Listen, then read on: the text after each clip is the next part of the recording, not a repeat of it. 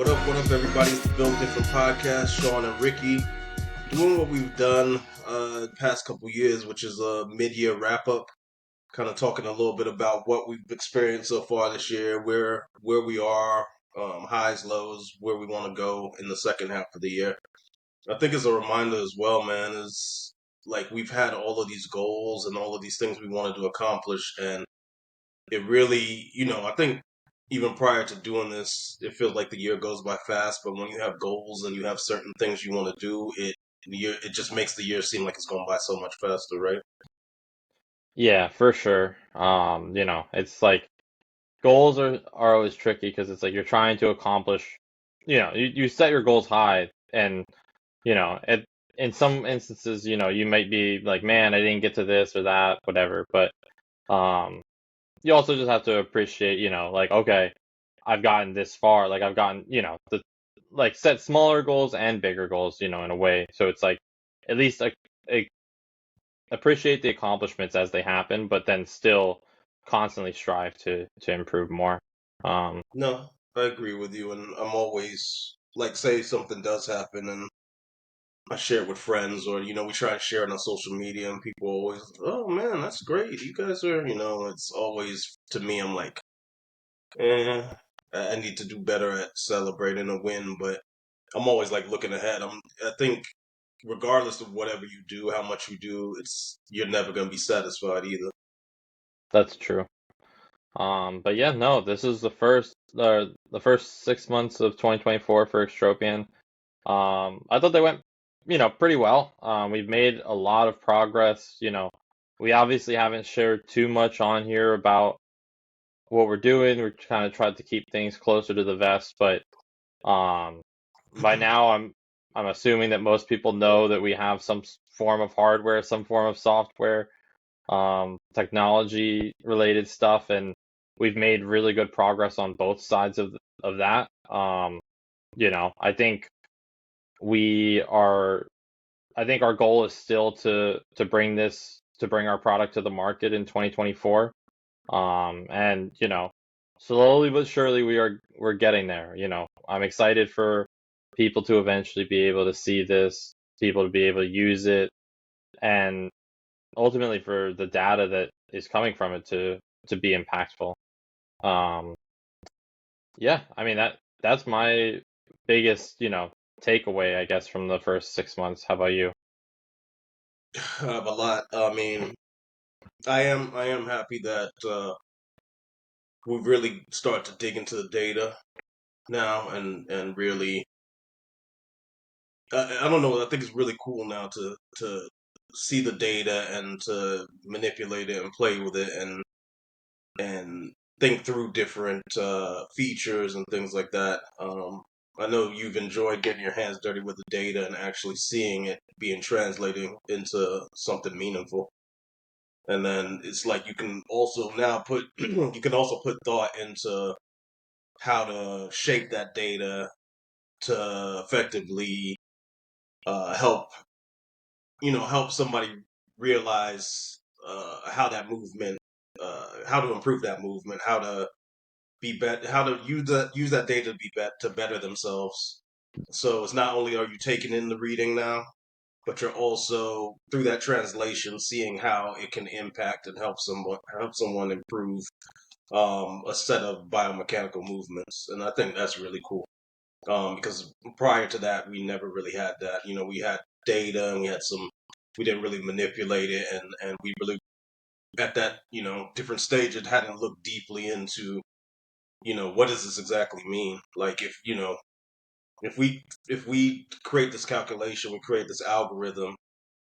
What does it mean to the end user? And I think now we're starting to see that, like, if you move this much, this percentage, you know what I mean? We're calculating this percentage. What does that mean to to your end goal? And that's something I think is really cool that we've been doing lately, where it's like, this is the fun stuff, you know what I mean?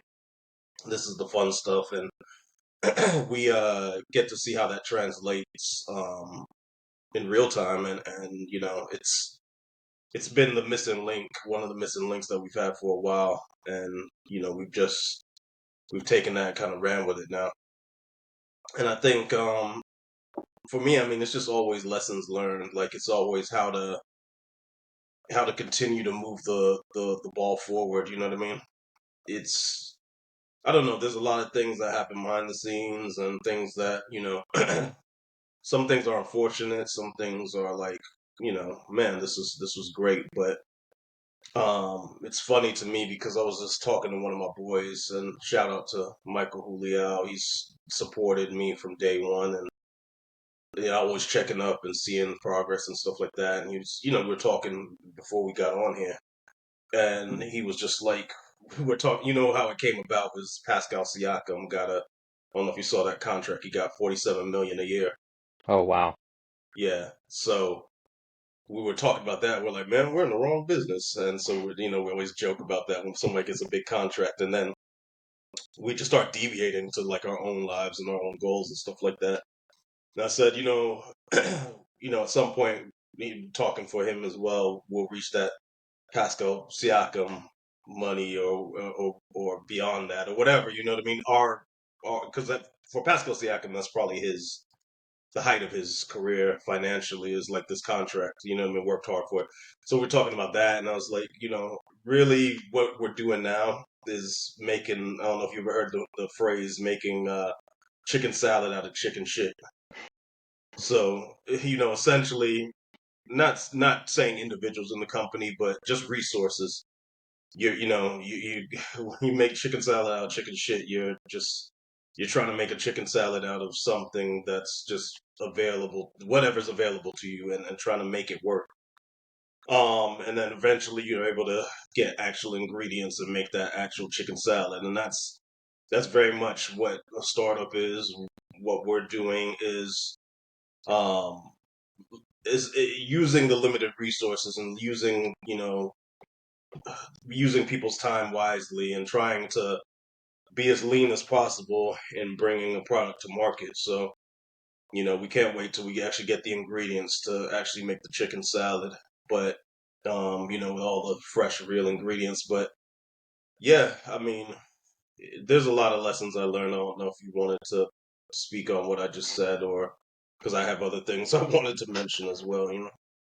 Yeah, no, I mean, I agree with you. I mean, as people know, or maybe they don't know, we have really kind of, like you said, used our resources and our people, our finances as pretty much as like lean and effectively as possible because, we're trying to stretch things out and make things work, as much as we can right now. And Yeah. and I think in a way we've done that really well. That's one of the things we've probably done the best. And going back to what you were saying about the data, I mean, we have in the past done some data collection, data testing, things like that, but one of the big things is that the everything that we're testing now is through our own app and under our own control. So if we are testing something and we're trying to figure out some algorithm or some formula, right? we're Hmm. we can say, well, hey, what if we what if we mess around and include this metric, or look at the combination of these couple different sensors. We're now able to do that because we're in control of the data and what's being fed through and things like that. As opposed to before, it was kind of like all of those calculations were done by someone else or set in stone, or the app, was not really under our control. Um, Hmm. and I think that's made a huge difference too. Just the cus, custom cus, customization of the app, I guess. Hmm. On our end to be able to kind of test things out and really build it the exact way that we want it to work, as opposed to having someone else do it and kind of being like, yeah, it's good enough, And I think that's going to go very far when this does get out there to other people, because they're going to be like, okay, you know, you can tell that they went through different processes with this, not just, oh, we found something that kind of works and threw it in there. Yeah, no, and what you're speaking on is like when we've gotten software before was very research level. We didn't have a handle on it as far as like being able to control it.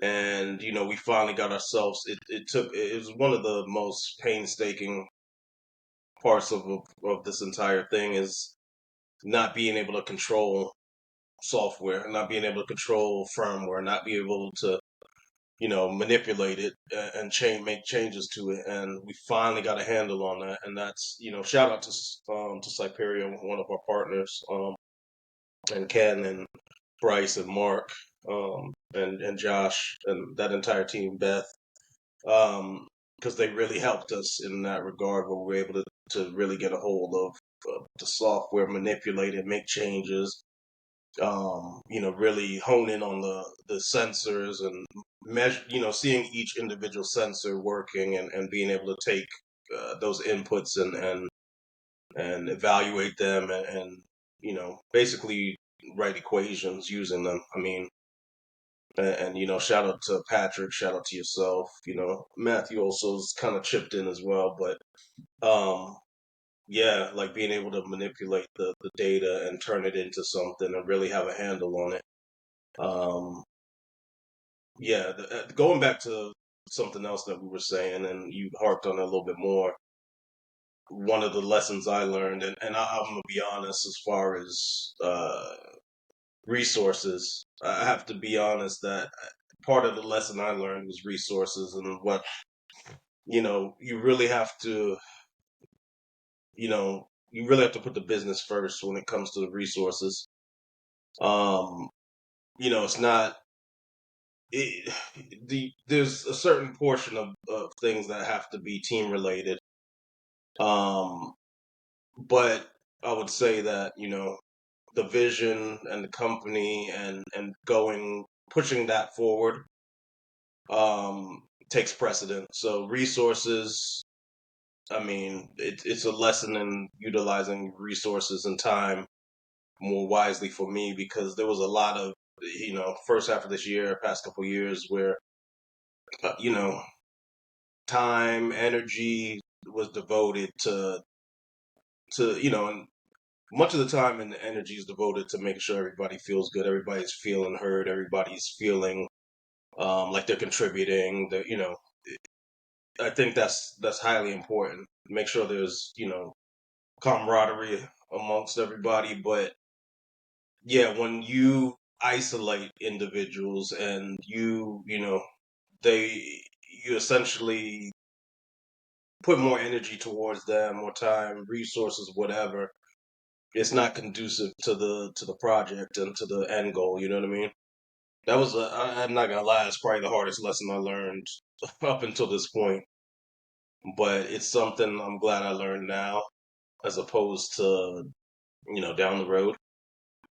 But that was a very tough thing, because I you know I think there's guilt associated, like there's a feeling of guilt um when you're getting sweat equity out of people. You know what I mean? Like, you're like, damn, I gotta deliver, I gotta, I want these people to live well, I want them to eat well, I want them, you know what I mean? And so there's also that feeling of guilt when you have to make a tough call and decide to let somebody go. And it was a tough thing, you know what I mean? Because I always put the people, their situation, their lives, and everything first. You know what I mean?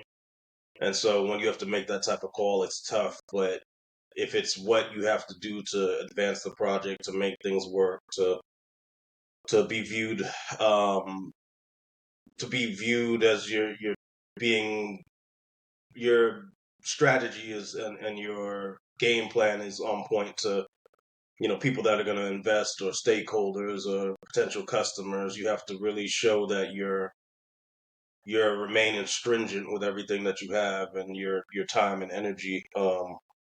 That that is more important than really doing the people pleasing thing. You know what I mean? Um, Especially one person, one group out of the entire team. You know what I mean? You can't do that. So to me, that was the biggest lesson I learned. It was a hard lesson, still a hard lesson now.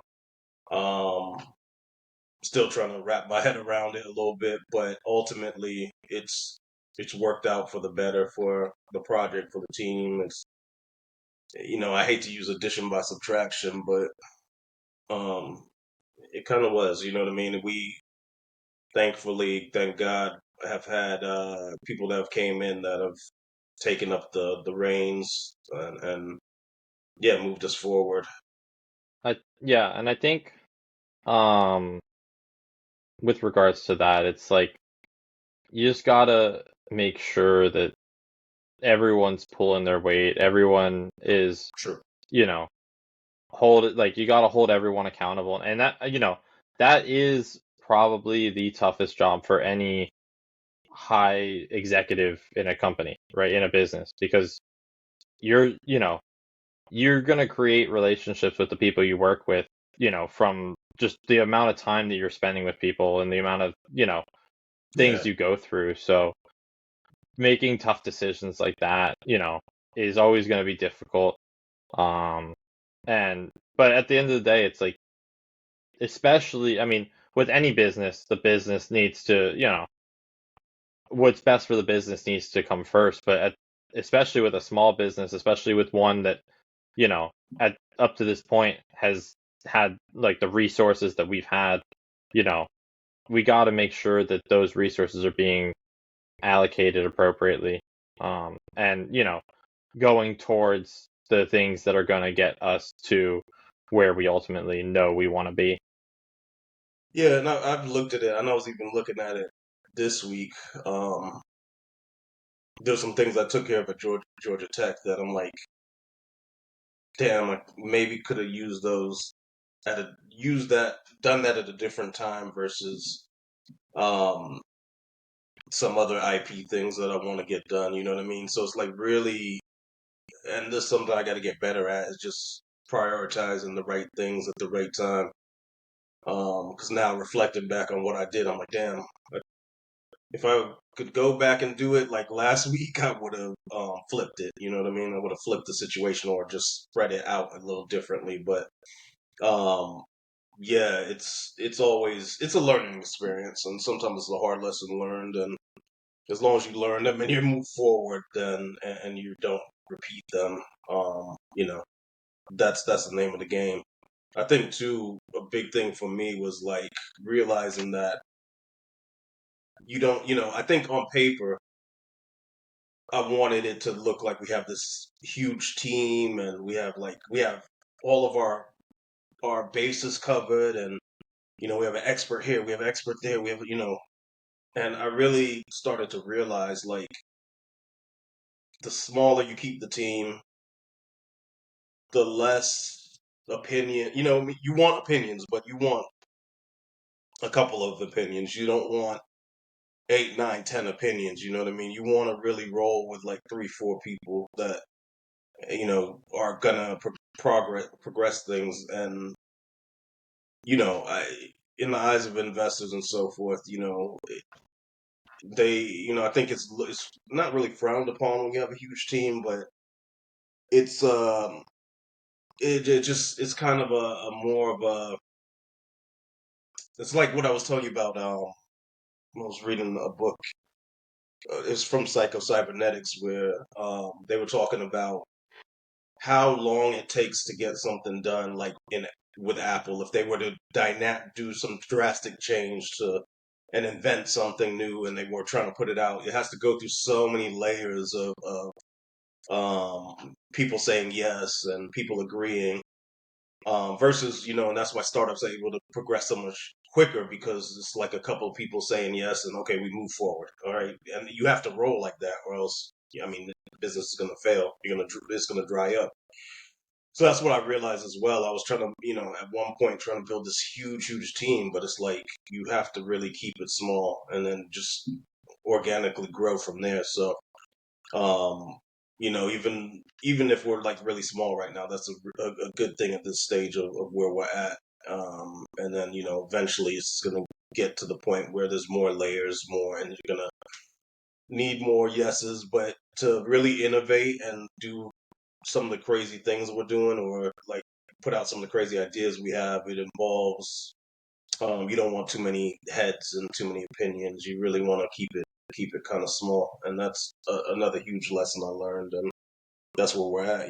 Yeah, and no, I completely agree. And I think, like you kind of hinted at, like from the investor side, I think from what I've heard from our experiences and stuff, investors don't want you to necessarily have a huge, like fully built out leadership team. Now, they want you to have people that have the experience of a, like, in order to, get all the things done that you need from a leadership team. They want you to have that. But every person that you add to a leadership team is another pretty big salary or contract that, is going to be on the, on the company to have to pay. And so if you can build a team, a smaller team of people who are very versatile, who can wear different hats and get everything done that a bigger team's doing with less people, that's the ideal way to do it. And then over time, as the company grows, it also leaves opportunities for people who may start in lower positions to grow into bigger positions and even, eventually grow into a leadership role.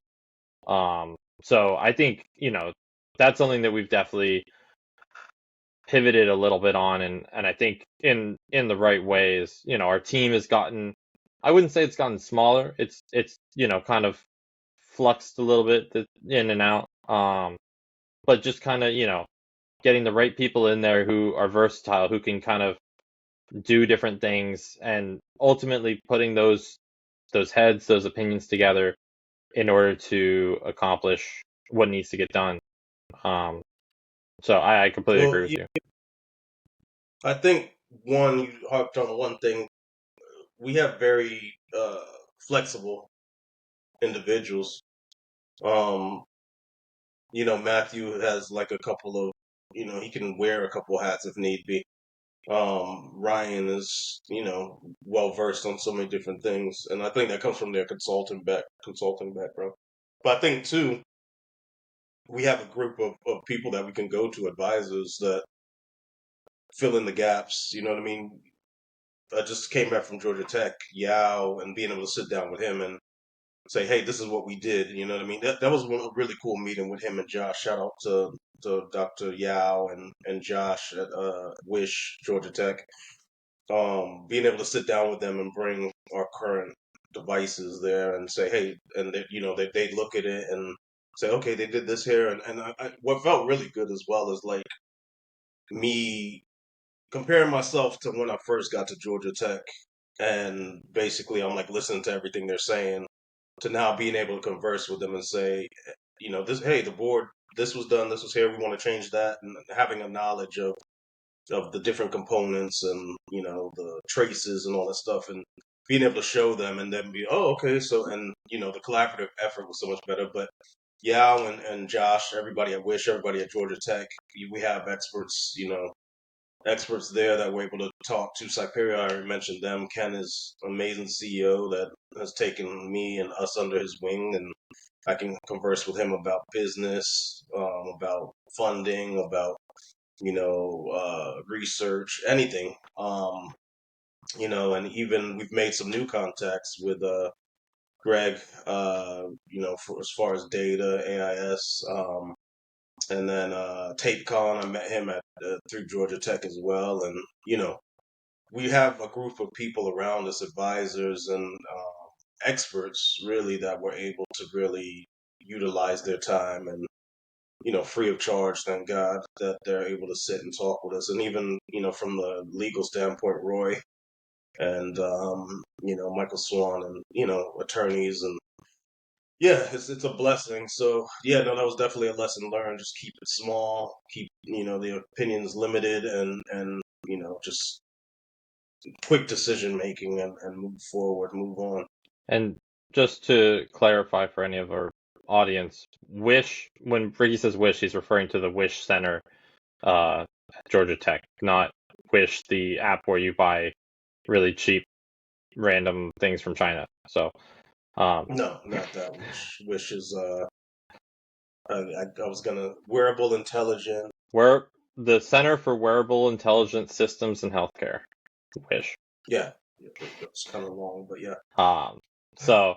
But no, I mean, I was going to mention that as well. I'm glad you did. But the partnerships we've created have allowed us, because those can fill in the gaps for things that you may Hmm. not have a specific leadership person for, someone on the team for. Having those, extra arms out there, on the research side, on the legal side, on the manufacturing side, has really allowed us to kind of continue to grow, and um, has allowed us to kind of move forward even if we don't have a specific person dedicated to that area of expertise that we need. Yeah, yeah. So, anything else that you learned over this past 6 months? Any new kind of milestones we met that you're proud of that you'd like to speak on? Um, I think, we've continued to grow as individuals, as businessmen. I think that's something to be of note. Continuing to create relationships, create, connections, and, starting to build, um, to finally build the vision that we've kind of had for this for a long time. And then I think another thing worth noting is the IP. I think we've had some very positive progress with uh, our intellectual property and some patents. Hmm. So I'll let you talk more about those. But yeah, I think that's pretty much it from my end. But yeah, how about you? Yeah, the IP. Yeah, we're adding to that. I mean, that's we have two more pieces published that should be, turning into to patents soon. So those are two. And then we got our big one into our IP attorney, which is like the represents the future of the company and what we do with the data. And it's similar to when I first wrote this patent, and I had crazy ideas I threw on paper that I'm like, am I a fucking nutcase? Like I'm putting this weird like I sent it to Roy, and I'm like wondering, is this guy gonna think I'm nuts? Like, is he gonna be like this? What the hell's wrong with this guy? You know what I mean? I was wondering if he would be questioning me, so I felt a little unsure about it when I sent it in because I'm like this guy might not think I know what the hell I'm doing, or like I'm just I don't know, like maybe I'm doing the ayahuasca thing with Aaron Rodgers or something, the dark room. So, I felt that way when I first turned that in. I feel that way about this patent a little bit as well, even though I have more of a confidence level because there's more of a knowledge base. I know what's possible. Back then, I didn't know what was even possible when I was putting it down, but now some of them are, they're very out there ideas, but I think looking back at that first patent, a lot of the ideas that I thought were out there, like were a little crazy, were a little outlandish.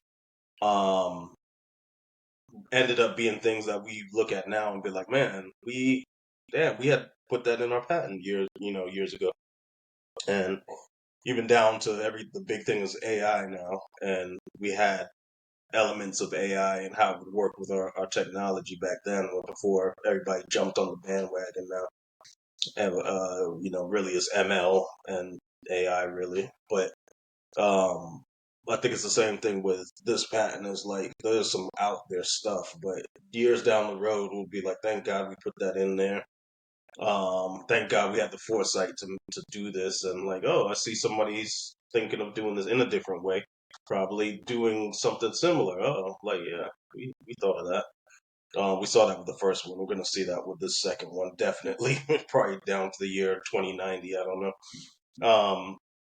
But yeah, really happy about the IP. Happy about that. Want to continue building on that, and yeah, we have a lot of things we're trying to secure there, and things that we intend to defend, and things that I know are coming down the pipeline. You're seeing little hints of it via other technologies being developed. That this is the way things are going to go. I think one other thing I learned as well. I don't know. I guess I've been a little hardened by the process. the people process. Like I don't know, it's I've always because this has always been me even before the company, like friends and the stuff like that is always reaching out, checking on people, like caring, and not regardless. I care about people regardless. I'm not trying to say that, but I've gotten to a point now where if somebody burns a bridge, even if it's like ghosting, I know we talk about that all the time, and I feel like you know, and I'm not even talking extropian terms. I'm talking about like if an opportunity was given by me or kindness or like I was a friend to you or this is even in relationships. Um, you know, I don't have time for it anymore. I don't have time to, you know, if it's not something that's advancing me as a person and I'm advancing you, then it's not worth the time. If it's not, if it's a business relationship, you're not advancing me, you ghosted me. I don't have the time. You know what I mean? Um, that's just where I'm at now. Is like really narrowing down the focus, really shrinking the inner circle, business inner circle, really shrinking the personal relationship inner circle. Women, if if it's not for me, I think I've told you stories about that. You're not for me, then, and and I can't help you. You can't help me advance in some way and pull each other up and be there for each other. It's not, nah, man. I don't got time for it. I think that's one of the biggest lessons I learned, and that goes with the company as well. It's like if you're not all the way in either, like because you have to be all the way in with this. If you're not, then man, nah, I got to move on. If your motivation is not in the right place for what we're doing, then it's yeah, you got to go. I mean, bottom line, and I think that's probably one of the biggest lessons I learned: business, life, friendships. Women. It's just no. I gotta. It's gotta be worth the time, worth the juice has to be worth the squeeze. You know what I mean? I I think, that's a lesson I learned hard, I guess, probably in like college maybe was, like learning when to let something go, like that's really what it Yeah. is like, okay, like if you're the one putting in all the effort for a friendship or for a business relationship, then it's not really something that's worth keeping around. It's got to be a two-way street with anything, like, and Hmm. granted, some things maybe more give at at points and then, more take at other Yeah. point. It's not necessarily have to always be 50, like it's not always like, oh, I do something for Ricky and like he's got a month now to do something for me, otherwise, I'm done with him. But uh, Hmm. it is a it should be a give and take thing, and if it's just constantly like where you're having to reach out to them and check on them and help them with stuff, and then when you need something, they're just gone or they're just not doing what you need, then Yeah. that's not, that isn't worth your time. That isn't worth anyone's time. So it's definitely a tough lesson to No. learn, and it's a tough pill to swallow too, because people like Ricky, and I would say like myself as well, want to be good people. We want to help people out. We want to be there for people. So it's like it's making sure that we're, still being true to ourselves and being those people, but at the same time looking out for our time, looking out, not getting taken advantage of by anyone. 100%. 100%. Yeah. We've felt it like reaching out to people. Well, how's it going? And you don't. Not saying you have to check on me, but it's just like there's just not that impetus of like caring about. Well, maybe how's Sean doing? You know what I mean? Like he's always asking me how I'm doing. Like it's something that small all the way to like if you're here with Extropian for the wrong reasons and you're only it's not like your concern is yourself and there's not the concern for Sean the way you're concerned like we should all have self-interest. Bottom line, we all have self-interest. But if your self-interest outweighs your care and concern for somebody else on the team, the projects, what our goals and stuff like that, then you don't need to be here. You know what I mean? Like selfishness does not belong in a startup. You know what I mean? At the very least, Um, it doesn't belong in Extropian. So Not an extropian, no. And I mean, be selfish with your time as far as working. Be selfish with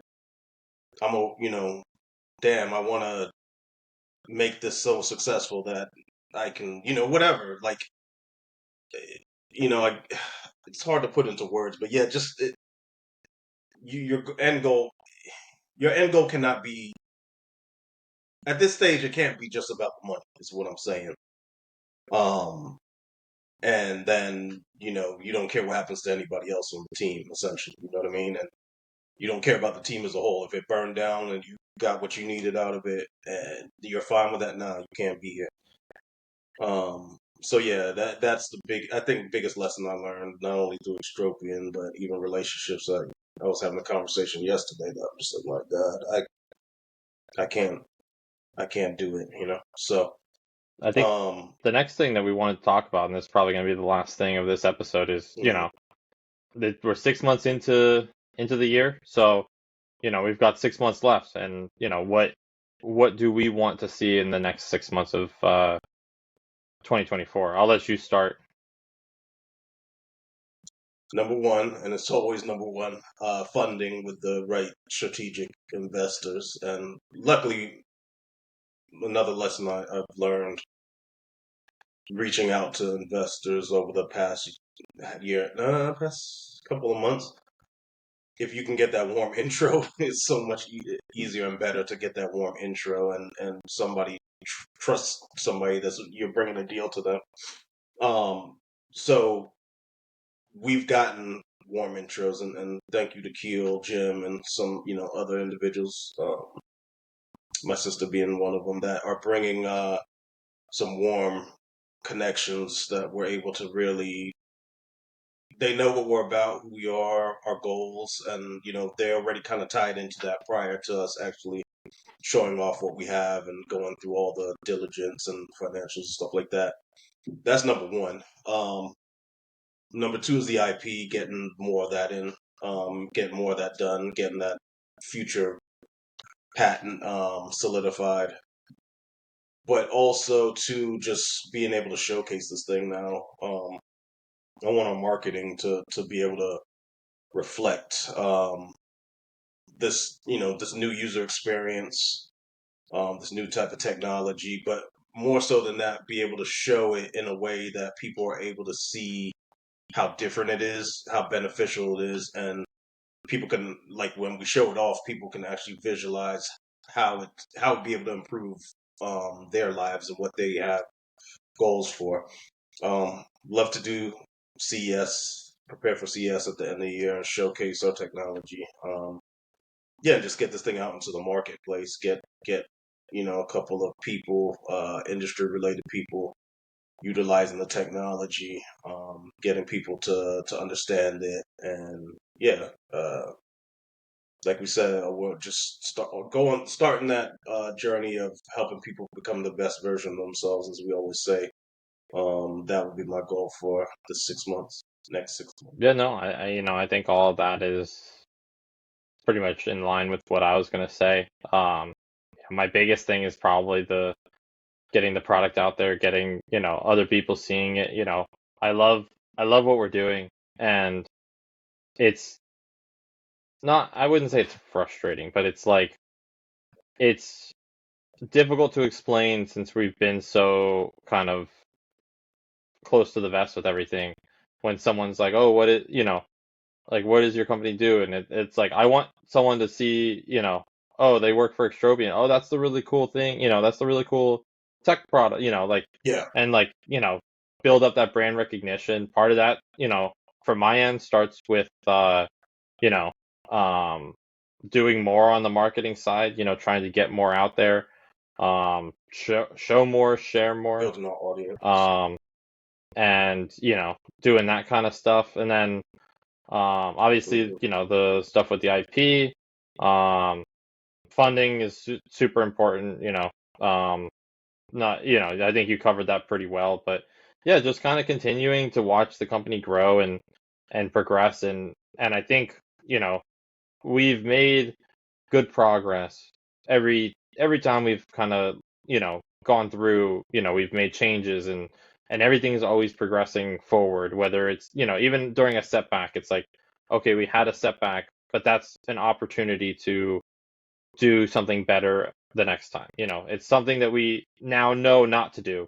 So now we don't have to worry about making that mistake again. So continuing to, fix any mistakes that happen and use them as ways to never make that same thing happen again.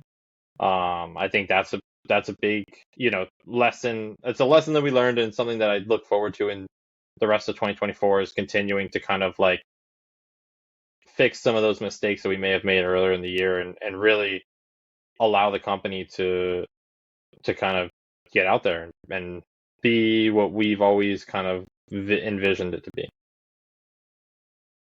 Yeah, we've crawled, we've walked, maybe not briskly. I'm ready to start briskly walking and running and then leaping. You know what I mean? That's what I want. And even with some of the ideas that we have, being able to embark upon them faster and adding new minds, new skills to the team to just push some of those new ideas forward. And Um, but yeah, with that being said, oh, and I was gonna sorry, go say, ahead. and more responsibility too on us, as people who are, leaders within the company, to continue to, push the envelope, and just kind of be challenged to, hey, don't be okay with just like doing something that works, like make it great, make it excel. So Yeah, and learning, like just that's one of the most fun parts, and learning to the degree that you're able to pass that knowledge on to somebody else. You know what I mean? That's what, because that's what I look at the end of all of this is like Sean is being able to go back to UCF and speak on a podium about, you know, product development or anything, business development, being able to do that and be, I think that's the coolest thing is to be looked at as an expert and somebody that people try to gain knowledge from. Like that's what a big part of this is as well. So continue to learn more and more throughout the year as well is always a big thing. But yeah, with that being said, we'd like to thank you guys for joining us. Hopefully, this was helpful to anybody that's starting a business in business. Um, Part of what Sean said and what I said as well is like from the marketing standpoint, getting people to know more about us and the product and the company is building our audience. So we appreciate those that are listening. We'd like to, that's part of our goal as well as building this audience, getting more people involved, like-minded people that believe in pushing boundaries and breaking records and things like that. To listen and to join our social media, which we have linked. And for those of you that have been with us from day one and those that listen sporadically, we thank you guys. And yeah, we're going to make you all proud. And those of you that are joining retroactively, yeah, we hopefully are already proud of us because we've already know about us and you've used our product. So with that being said, we'd like to thank you guys. We have you have a safe, productive week. Stay cool out there during these hot summer months. And yeah, we'll catch you in the next episode.